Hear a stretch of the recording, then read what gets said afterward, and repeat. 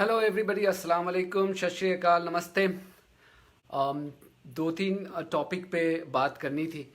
और एक चीज़ जो आपने कल देखा कि कल सारा दिन बहुत सुर्खियों में रहा, वो ये था कि एक कासगंज में, यू उत्तर प्रदेश का एक इलाका है कासगंज, काफ़ी सुर्खियों में इसके पहले भी रहा है। वहाँ पे कम्युनल हारमनी को डिस्टर्ब करने की कई साल पहले भी कोशिश की गई थी, आपको याद होगा 26 जनवरी के मौके पे। तो कासगंज में एक शख्स है 22 साल का अल्ताफ़, उसकी पुलिस कस्टडी में मौत हो जाती है। और पुलिस कस्टडी में मौत हो जाती है, उसके बाद वहाँ के जो एसपी हैं, he is an IPS officer. और मैं इसलिए आईपीएस ऑफिसर पे जोर दे रहा हूँ कि अभी मैं जो बताऊँगा कि उन्होंने क्या बयान दिया है, तो आपको ये सोचने पे मजबूर हो जाना चाहिए कि इस मुल्क में आईपीएस का क्या स्टैंडर्ड हो गया है। तो जो आईपीएस ऑफिसर हैं, वहाँ के एसपी हैं, उन्होंने वीडियो बयान जारी किया अपने कासगंज पुलिस के ऑफिशियल ट्विटर हैंडल से। उसमें ये कहा गया कि अल्ताफ़ को लाया गया था क्वेश्चनिंग के लिए। क्वेश्चनिंग के दौरान अल्ताफ़ ने कहा कि उन्हें वॉशरूम जाना है। लॉकअप में ही जो वॉशरूम है, उस वॉशरूम में उनको जाने दिया गया। जब बहुत देर तक अल्ताफ़ बाहर नहीं निकले तो पुलिस अंदर गई और देखा कि अल्ताफ़ ने फांसी लगा ली है। और फांसी भी किससे लगाई है, वो उन्होंने कुछ हुडी पहन रखा था, और उस हुडी का जो ड्रॉ स्ट्रिंग है, वो जो नारा होता है, उससे अपने आप को नल, जो वॉशरूम का जो नल है, उससे अपने आप को लटका लिया था। देखिए, कोतवाली कासगंज में एक 363 आईपीसी के एक प्रकरण के संदर्भ में एक व्यक्ति जिसका नाम अल्ताफ सन ऑफ चाहत मियां है, उसको थाने में अर्ली मॉर्निंग बुलाया गया था। उसने पूछताछ के दौरान वहां पे बैठे पुलिसकर्मी से उसको वॉशरूम जाने हेतु अनुरोध ने किया था, जिसमें हवालात में बने वॉशरूम में उसको भेजा गया। उसने एक काले कलर का जैकेट जो पहना था, उसमें हुड में लगे हुए एक नाड़े से उसने जो वॉशरूम का जो नल है उसमें फंसा के अपना गला घोटने की खुद ने जो है वो कोशिश की थी। जब वो बहुत समय बाहर नहीं आया तो पुलिसकर्मी अंदर चले गए और उसको बेहोशी की हालत में उसको उठाते न हुए उसको सीएचसी अशोकनगर कासगंज में ले जाया गया। वहां पे प्राथमिक उपचार 5-10 मिनट चलने के उपरांत उसकी मृत्यु हुई है। इस प्रकरण में पंचायतनामा भर के पोस्टमार्टम किया जाएगा। साथ ही में इस प्रकरण में जो पुलिसकर्मियों की लापरवाही इसमें है, उनके खिलाफ एक सस्पेंशन का आदेश मेरे द्वारा किया गया है। 5 पुलिसकर्मियों को इसमें सस्पेंड किया जाएगा। नाउ, नल की जो हाइट है, जो बाद में वीडियो भी आई उसकी और फोटो भी आया, कि जो नल की हाइट थी ग्राउंड से सिर्फ 2 फीट ऊपर थी, सिर्फ 2 फीट। तो आप सोचिए कि 2 फीट ऊपर जो ग्राउंड से है, उससे इंसान अपने आप को कैसे फांसी से लटका सकता है। लेकिन ये कासगंज के आईपीएस ने, जो एसपी हैं, आईपीएस ऑफिसर हैं, उन्होंने कहा कि उन्होंने अल्ताफ ने ऐसी ही फांसी लगाई थी। मैंने ट्वीट किया कि ये शख्स न सिर्फ अपने प्रोफेशन के लिए डिसग्रेस है, बल्कि टोटल जो यूपीएससी का जो एग्ज़ाम है, जो उसके जो स्टैंडर्ड है, उसके लिए भी बहुत बड़ा ये शेम है। तो लोगों ने कहा कि नहीं, ये बड़ा ईमानदार है, इन्होंने ये क्या कारनामा किया था, वहाँ से उस डाकू को निकाला था, वहाँ से उस डाकू को पकड़ा था, किसी का किडनैप कर लिया था, वहाँ से ये किया था, आप बहुत ज़्यादा हार्श हो रहे हैं। मैंने कहा कि जो इंसान इस कदर बेहुदा स्टेटमेंट दे सकता हो, वो इंसान अपने प्रोफेशन के लिए सिर्फ और सिर्फ डिस्ग्रेस हो सकता है। माजी में उसने क्या किया, पास्ट में क्या किया, doesn't matter. He is a bloody disgrace to his profession. कि वो एसपी है, the buck stops with him, he is the top cop of his जिला। और वहां से अगर वो ये कहता है कि नहीं वो 2 फीट ऊपर जो नल था, उससे उस अपने आप को फांसी लगाई है, तो बयान देने से पहले इन साहब को सबसे पहले इन्वेस्टिगेशन लॉन्च करना चाहिए था। ये सवाल पूछना चाहिए था, कॉमन सेंस का तकाजा था कि ये पूछना चाहिए था कि ये कैसे 2 फीट ऊपर नल से ये अपने आप को फांसी लगा सकता है। और फिर एक तरफ तो ये कह रहे हैं कि उन्होंने फांसी लगाई है, फिर उसी स्टेटमेंट में ये कह रहे हैं कि हमने उस थाना के एसएचओ समेत 5 पुलिस पर्सनल को हमने सस्पेंड कर दिया। तो भाई क्यों किया? जब उस शख्स ने फांसी लगाई थी तो आपने कैसे कर दिया सस्पेंड उसको? तो ये बात गले उतरी नहीं। फिर ये कि अल्ताफ के फादर ने जो बयान दिया कि अल्ताफ पे दरअसल इल्ज़ाम ये था कि एक माइनर लड़की है, 16 साल की हिंदू लड़की है, वो मिसिंग थी। पुलिस को ये शक था कि इसने भगा करके लेकर के चला गया है अल्ताफ। अल्ताफ के फादर का ये कहना था कि जब मुझे ये खबर मिली तो मैंने खुद पुलिस को फ़ोन करके कहा, मैंने अपने खुद बेटे को कहा कि तुम जाकर के थाने चले जाओ और अपने पुलिस के सामने अपने आप को पेश कर दो, ताकि तुम पे जो शक की सुई है वो कम से कम खत्म हो जाएगी। उनका ये कहना था कि हम ये इल्ज़ाम बेबुनियाद था मेरे बेटे के खिलाफ, तो मैं बहुत ही इनोसेंस के साथ मैंने अपने बेटे को मैंने खुद भेजा पुलिस स्टेशन में, और पुलिस स्टेशन से जब बहुत देर तक वो नहीं आया, ये अल्ताफ के फादर का स्टेटमेंट है, तो मैं वहां पे गया तो पुलिस वालों ने मुझसे बहुत बदतमीजी की, मुझे मिलने नहीं दिया गया अपने बच्चे से, और कुछ देर के बाद पता चला कि मेरे बेटे की मौत हो गई है। ये अल्ताफ के फादर का पहला बयान था, जो चाहत या वजाहत मियाँ जो भी उनका नाम था, उनका ये पहला बयान वीडियो पे आया।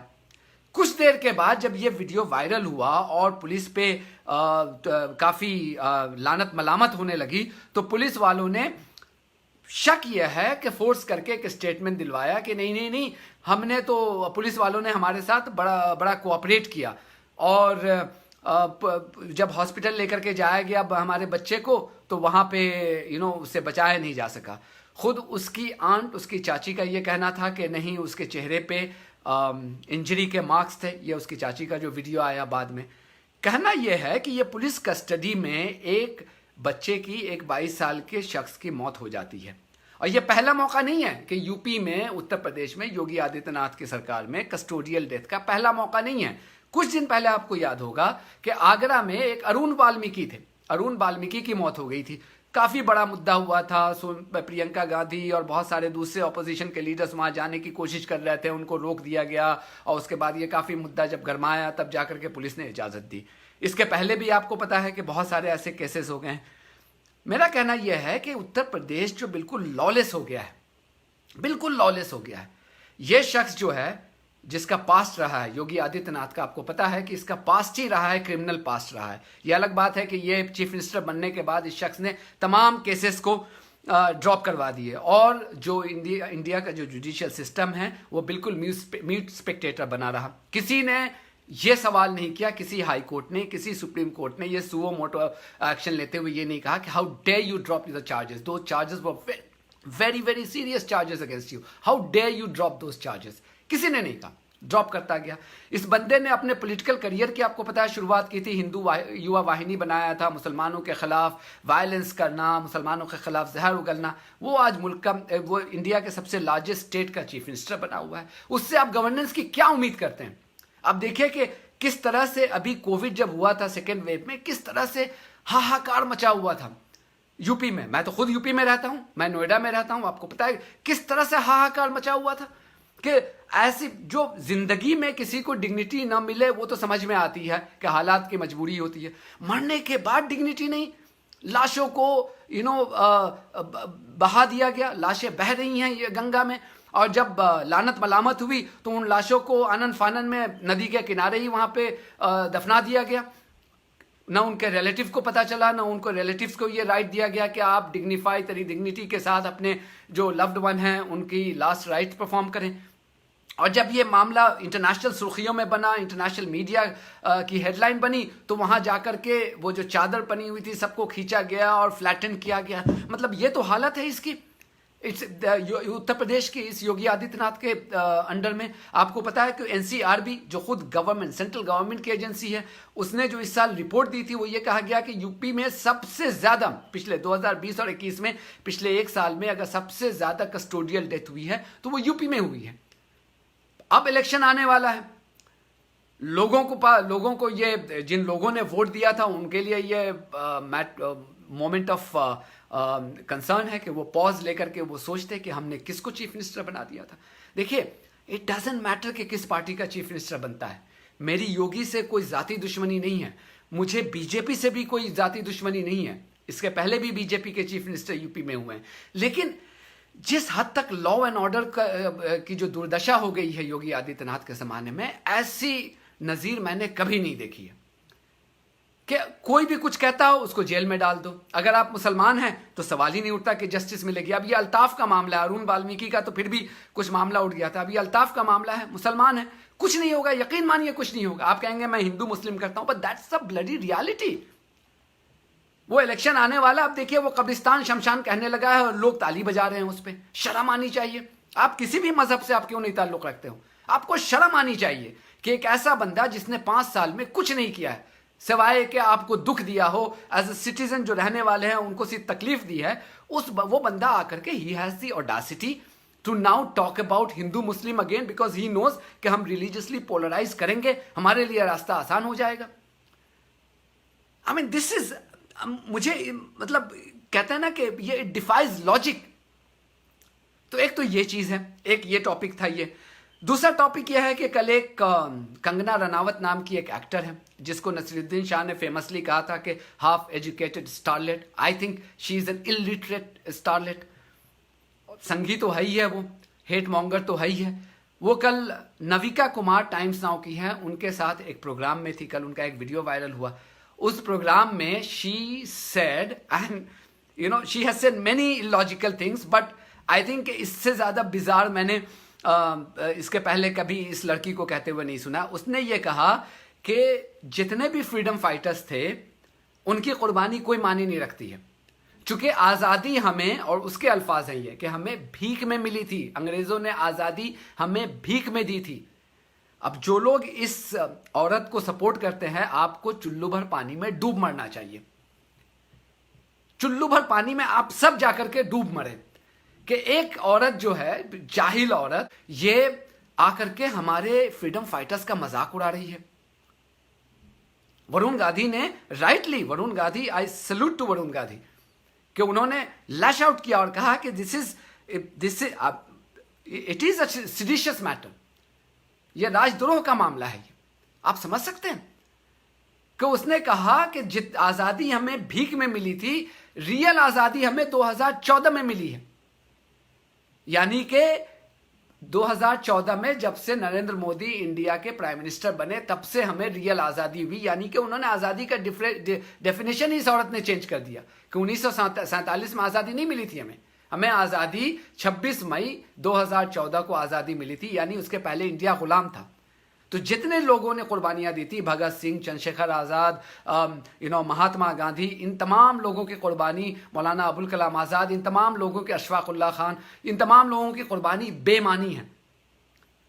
और मजे की बात देखिए कि ये वही औरत है कुछ दिनों पहले हम सबको देश की आजादी का पाठ सुना रही थी जब ये इसकी फिल्म रिलीज हुई थी महारानी लक्ष्मीबाई पे, और उसका किरदार जिसने अदा किया था वो फेक घोड़े पे, आपको पता है कि वो लकड़ी के घोड़े पे वो अपने आप को उस पे लड़ते हुए दिखाई गई थी। तो इसने अपने आप को प्रोजेक्ट किया था कि मैं हूं महारानी लक्ष्मीबाई, और इसके जो 2 रुपए ट्रोल के जो इसके सपोर्टर्स हैं IT सेल के, उन्होंने कहा कि हाँ ये है महारानी लक्ष्मीबाई। तो कम से कम महारानी लक्ष्मीबाई की तो इज्जत कर लेती बेवकूफ औरत। तुमने उसकी भी इज्जत नहीं की, तुमने सब उनकी भी कुर्बानी को बर्बाद कर दिया और कहा कि उन सब की कुर्बानी कोई मानी नहीं रखती है, आजादी तो हमें मिली है 2014 में। और जब ये कह रही थी तो ये टाइम्स नाउ का एक कॉन्क्लेव है, और कॉन्क्लेव में बड़े सो कॉल्ड सम्मानित लोगों को इनवाइट किया जाता है, टाई वाले, सूट वाले, करोड़पति, अरबपति लोग वहां बैठे होते हैं। आप वीडियो देखिएगा, मैं वीडियो चला नहीं सकता हूं चूंकि फिर टाइम्स नाउ वाले कॉपीराइट कर देंगे। वीडियो बड़ा वायरल है, ट्विटर पे, फेसबुक पे, कहीं पे भी देख लीजिएगा। वीडियो पे जब ये कह रही है, बिल्कुल बेतुकी, बिजार, जाहिलाना बात जब कर रही है, तो लोग तालियां बजा रहे हैं। आप समझ रहे हैं कि एक बेवकूफ औरत तो इतनी जाहिलाना बात कर रही है, दूसरे जो सैकड़ों लोग वहां पे मौजूद थे वो तालियां बजा रहे हैं। और तीसरी बात, जो सो कॉल्ड ग्रुप एडिटर हैं टाइम्स नाउ की, नविका कुमार, इनको आई डोंट नो कि कहां से जर्नलिज्म इन लोगों ने सीखी है। They are disgrace to the profession. इसको ये नहीं लगा कि मैं इसको पे चैलेंज करूं कि how dare you make such outrageous remarks. इसका रिमार्क्स ये होता है, जो फॉलो अप क्वेश्चन ये करती है कि इसीलिए शायद आपको लोग भगवा कहते हैं, यानी इसीलिए लोग आपको कहते हैं कि आप सैफरन ब्रिगेड से जुड़ी हुई है। ये सवाल था इसका। आप समझ रहे हैं कि कितनी बड़ी बात एक औरत कह करके चली जाती है। सबसे पहली बात कि इसके पास्ट की पेडिग्री है और जो एक्सपीरियंस है वो काफी था कि इस औरत को कोई पब्लिक प्लेटफॉर्म मिलना ही नहीं चाहिए। इसको ट्विटर से बैन किया गया था भाई, ट्विटर ने बैन किया कि ये हेट मॉन्गर है, ये और बहन के साथ मिलकर के ये हेट फैलाती है। ये हमने नहीं कहा, ट्विटर एक न्यूट्रल प्लेटफॉर्म है, ट्विटर ने इसको बैन किया है और इसको लोग बुला देते हैं। अब जाहिर सी बात है इसको पद्मा अवार्ड मिल गया है, चूंकि अब इस देश का एक नया कानून है कि जो सरकार की जी हुजूरी करेगा, जो नफरत फैलाएगा, 2 कौमों को आपस में लड़ाएगा, उसको पद्मा अवार्ड दो। किसी ने बड़ा अच्छा बनाया था वो कंपैरिजन कि एक सोनू सूद था, वो भी एक्टर है, उसने अपनी लाइफ रिस्क कर दी। जब पैंडेमिक में हम सब अपने अपने घरों में छिपे बैठे थे कि हमें हिफाजत हो जाए, हम अपनी जान को महफूज कर ले, उस वक्त ये सोनू सूद सड़कों पे घूम रहा था, लोगों को घर पहुंचा रहा था। जब लोगों के पास कोई रास्ता नहीं था घर लौटने का, गरीबों के पास, उसको घर पहुंचा रहा था। और उस जमाने में ये आसान बात नहीं थी, सिर्फ पैसे का होना काफी नहीं है, चूंकि एक डर था, सबको डर था कि हम बाहर निकलेंगे तो अपने आप को एक्सपोज कर देंगे पैंडेमिक में, कोरोना वायरस से। ये बंदा फिर भी बाहर निकला हुआ था। उस बंदे पर आईटी रेड होता है, और जो औरत जो दिन रात अपनी बहन के साथ हिंदू मुस्लिम को लड़ाती रहती है, जहर फैलाती रहती है, इसके खिलाफ कई मुकदमे मुंबई की अदालत में हैं, ये भागी भागी फिर रही है हर जगह से अपने आप को निकालने के लिए। जावेद अख्तर ने इसके खिलाफ डिफेमेशन का केस कर रखा है, जो बेतुकी बातें करती है। वो औरत पद्मा अवार्ड मिलता है उसको, उस पर कोई सरप्राइजिंग बात तो थी नहीं। अब उस औरत को आप प्लेटफॉर्म दे रहे हैं, अब टाइम्स नाउ के इस पे दिया जा रहा है, तो मुझे कोई हैरानी नहीं है। वैसे इंडिया के किसी भी प्लेटफॉर्म पे उसको बुला लेंगे, चूंकि इंडिया में अब जर्नलिज्म का कोई एक स्टैंडर्ड तो रहा नहीं। अब वो बोल रही है और नविका कुमार वहां खामोश बैठी हुई है, कोई इसको चैलेंज नहीं करता है। और आज इसको स्टेटमेंट को, वीडियो को वायरल हुए 24 घंटे से ज्यादा हो गए हैं। रूलिंग पार्टी का कोई भी जिसकी सरपरस्ती उसको हासिल है और जिसकी दिन रात वो कसीदे पढ़ती रहती है बीजेपी की, किसी लीडर ने ये नहीं कहा कि oh my God you shouldn't have said this. अब फर्ज कीजिए कि किसी शाहरुख खान, आमिर खान टाइप के किसी एक्टर ने अगर ये कहा होता तो आज वो जेल में बैठे होते। तो ये जो डबल स्टैंडर्ड है, ये जो दोगलापन है कि एक औरत है वो जहर उगल रही है, दिन रात उगलती है। अब उसने हद तो ये कर दी कि तमाम फ्रीडम फाइटर्स का इंसल्ट किया। उसमें कुछ मुसलमान थे, बाकी ज्यादातर तो हिंदू थे। अगर आप हिंदू मुस्लिम और हिंदू की ही अगर आप मसीहा आप पार्टी बनती हैं, तो फिर आपको ये तो सोचना चाहिए कि उसने हिंदुओं का भी तो अपमान किया। यही मोदी अभी पिछले मर्तबा अमेरिका गए थे तो वहां गांधी को कोट कर रहे हैं। गुजरात में ये सरदार वल्लभ भाई पटेल की प्रतिमा बनाते हैं, 3000 करोड़ का स्टैचू बनाते हैं। अब किसको बेवकूफ बना रहे हैं?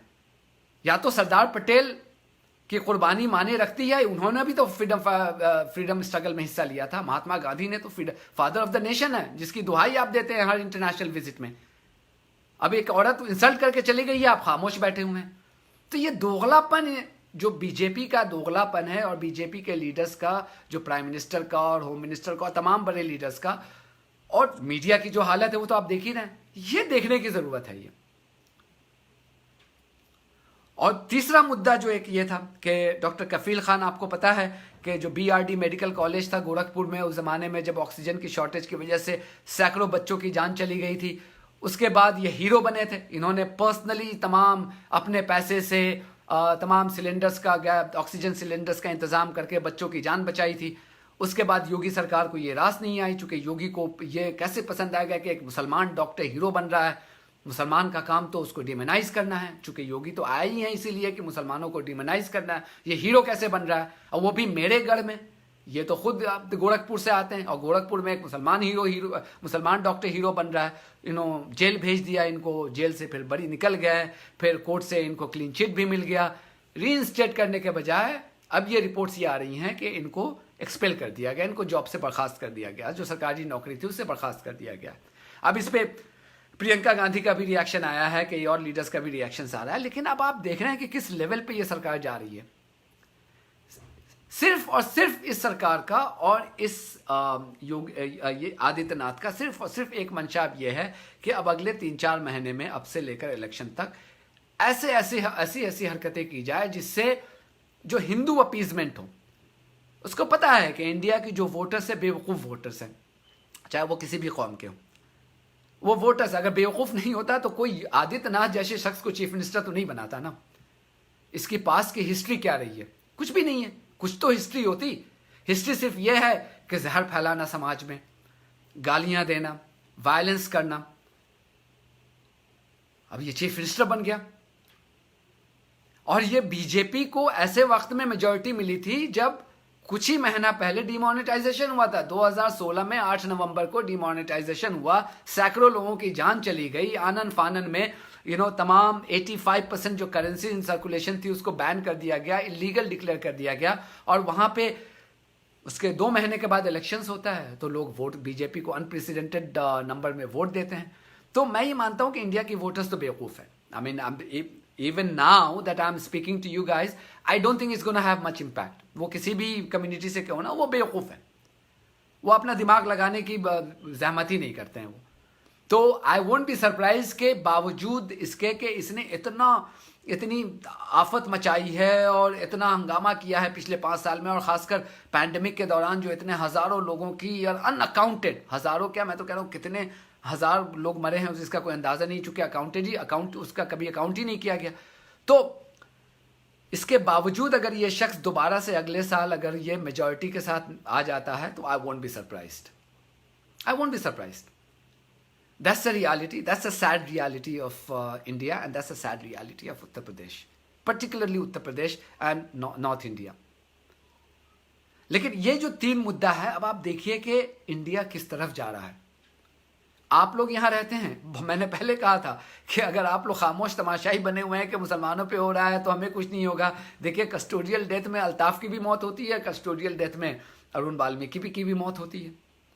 कल ये एक और वीडियो वायरल हो रहा है, योगी आदित्यनाथ की गवर्नमेंट के अंडर सेक्रेटरी, आप समझ रहे हैं, सिविल सर्वेंट है वो, उसका एक वीडियो वायरल हो रहा है कि उसने किस तरह से अपनी ही डिपार्टमेंट की एक मोहतरमा, एक खातून के साथ वो ज़बरदस्ती कर रहा है, उसको पुश कर देता है, उसको ज़बरदस्ती उसको मॉलेस्ट करता है ऑन कैमरा।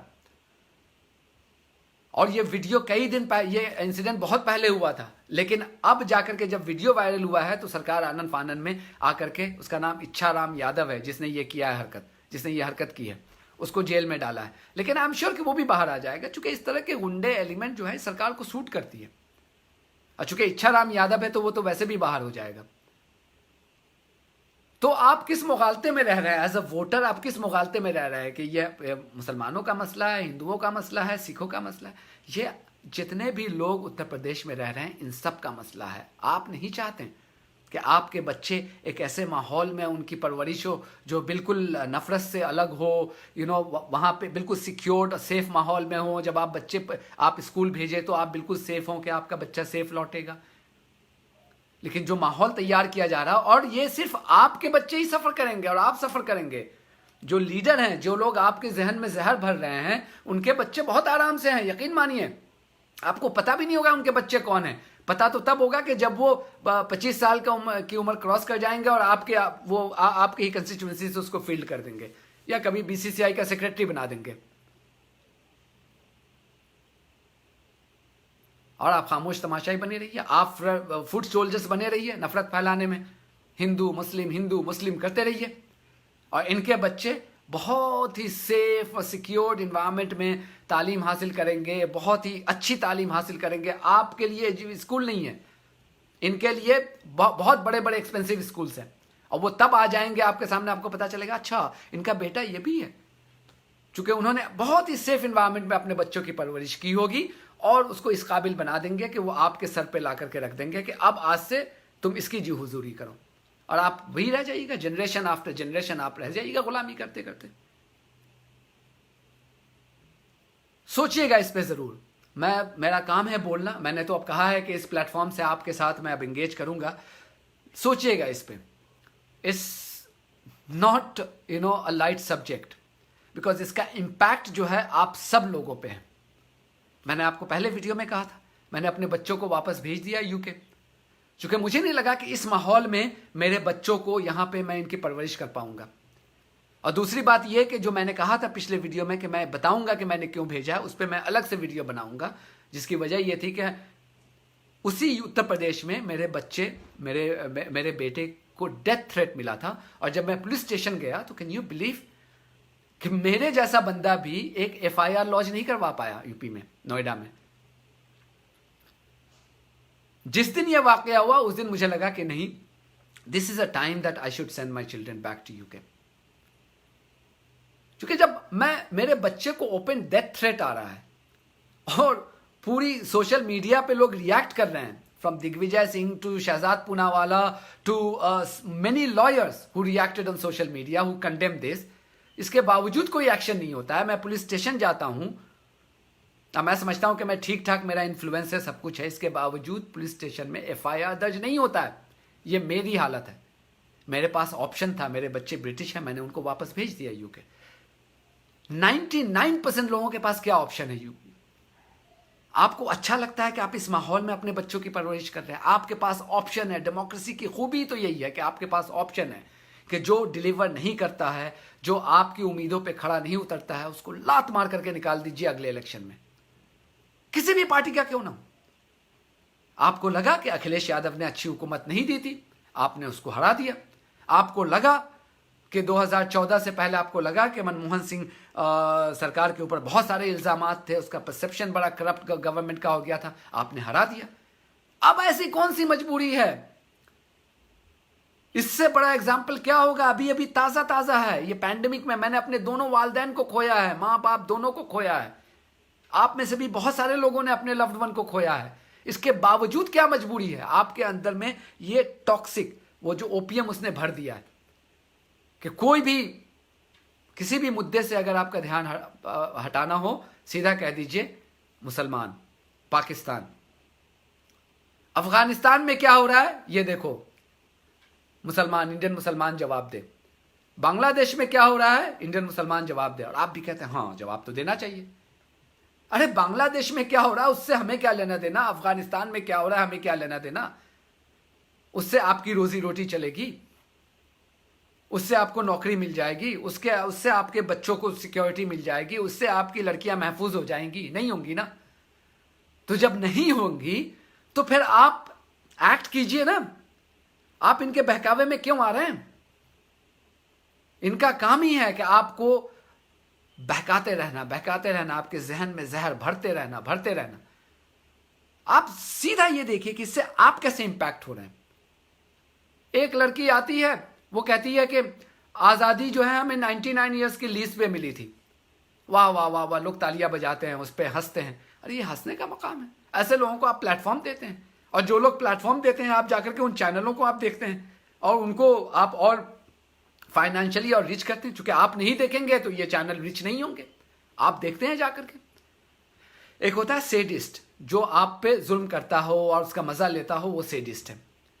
और जो मजलूम होता है, जिस पे जुल्म हो रहा होता है और जुल्म होने के बावजूद आप भी मजे ले रहे होते हैं, उसको कहते हैं मैसोकिस्ट। इंडियन अवाम जो है, जनता, वो मैसोकिस्ट हो गई है। वरना आप सोचिए कि एक आंकड़ा जो न्यूयॉर्क टाइम्स ने दिया था कि 40 लाख लोग मरे होंगे पैंडेमिक में। सरकार ने उसका कभी भी ये नहीं किया, चूंकि कोई फिगर ही नहीं था। और इसके बावजूद, मतलब जिस मुल्क में एक अमेरिका में पिछले साल 5 लाख लोग मरे थे, तो लोगों ने ट्रंप को हटा दिया। चूंकि ट्रंप के मिसमैनेजमेंट की वजह से और ट्रंप का जो स्टैंड था कोरोना वायरस को लेकर के और वैक्सीन को लेकर के, उसकी वजह से लोगों को बर्दाश्त नहीं हुआ, हटा दिया उसको। इतने पैसे खर्च किए उसने, पैसे की क्या कमी है ट्रंप के पास, खुद बिलियनर बिजनेसमैन रहा है, हटा दिया। हमारे मुल्क में इतने बड़े लेवल पे तबाही हुई है, मैंने तो बहुत करीब से देखा है, आप लोगों में ने भी बहुत करीब से देखा होगा। आई एम श्योर इतने बड़े लेवल पे जब तबाही हुई है तो आप सब ने महसूस किया होगा। आप लोगों को नहीं लगता कि this is the time to teach them a lesson, चाहे वो किसी भी पार्टी का क्यों ना हो? इंडिया अभी भी डेमोक्रेटिक कंट्री है ना, तो डेमोक्रेसी की तो खूबी यही है कि आपने इलेक्ट किया, एक प्रॉमिस उसने किया, उस प्रॉमिस के बेसिस पे आपने इलेक्ट किया। उस प्रॉमिस को अगर उसने डिलीवर नहीं किया, आप लात मारिए, निकालिए, फिर नए नए लोगों को चांस दीजिए। मतलब मैं तो दूर से जब देख रहा हूं, मुझे तो समझ में नहीं आ रहा है कि ये इंडिया जा कहां रहा है। एक वो इंडिया था जो 2013 में मैंने अपनी वाइफ और हमने दोनों ने मिलकर के कहा कि नहीं, हमें यूके छोड़ करके इंडिया जाना चाहिए, चूंकि इतना ज़बरदस्त है, हमें इंडिया की सक्सेस स्टोरी का हिस्सा होना चाहिए। इतना ज़बरदस्त प्रोग्रेसिव कंट्री हो रहा है, पूरी दुनिया में इसकी तारीफ हो रही है, सब कुछ हो रहा है। और आज वो इंडिया है कि वहाँ से हम अपने बच्चे को बाहर भेज रहे हैं। और मैं ही नहीं, मैं ऐसे दर्जनों लोगों को जानता हूँ जो पिछले 2-3 महीने में इंडिया छोड़ चुके हैं। मैं नाम नहीं लूँगा, चूँकि उनकी सेफ्टी को मुझे क्यों कॉम्प्रोमाइज़ करना। और यकीन मानिए, आपके पास ऑप्शन होगा, आप भी निकल करके भागिएगा। तो फिर अपने मुल्क में अगर आपके पास ये हक है तो अपने मुल्क को बेहतर कीजिए ना। क्यों ये सब देख रहे हैं आप? क्यों हर चीज के पीछे रिलीजन बैकग्राउंड देखते हैं कि अल्ताफ की कस्टोडियल डेथ में मौत हुई तो आम ओके, अकल को अगर आलोक की हो गई तो, अकल को उसी में से अल्लाह ना करे, गॉड फॉरबिड, अगर आपके अपने किसी बंदे की या बंदी की हो गई तो मुमकिन है ना। जब आप फ्री हैंड देंगे, जब आप क्रिमिनल्स को इस तरह से अगर आप शह देंगे और उनको सरकार न चलाने के एक्सपीरियंस के बावजूद आप उसको सरकार के का हेड बनाएंगे, मुखिया बनाएंगे, तो यही होगा ना। इस पर सोचिएगा जरूर।